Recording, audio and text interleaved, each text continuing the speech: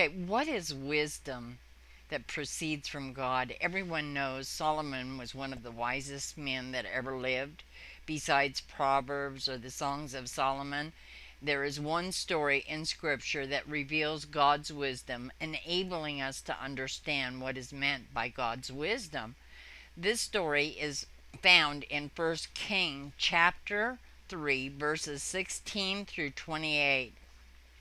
The story explains there are two harlots that appeared before Solomon, and it seems they must have roomed together or lived in close proximity.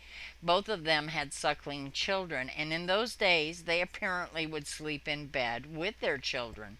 One woman rolled on her baby when she was asleep, and she smothered the child to death. So she crept in and exchanged her dead child with the other woman's live child.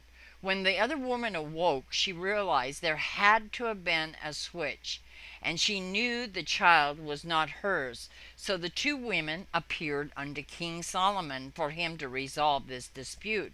In those days, instead of a courtroom, the king of Israel was elected by God, and he would act as judge and reconcile all disagreements. So, what King Solomon suggested was to cut the child in half so they could both share the child.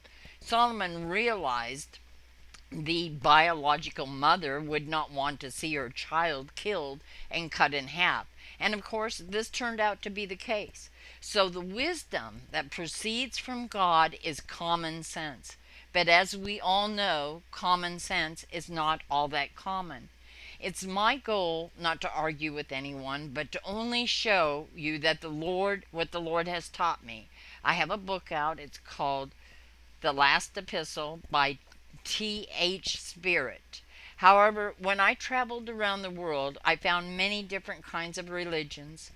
They proclaim to be of the truth. Everyone in their general location will basically adopt the religion of their peers. Yet when you dissect their doctrines, which is their teachings, what they believe usually defies logic. So my question is where is the common sense? Where is the wisdom? The end.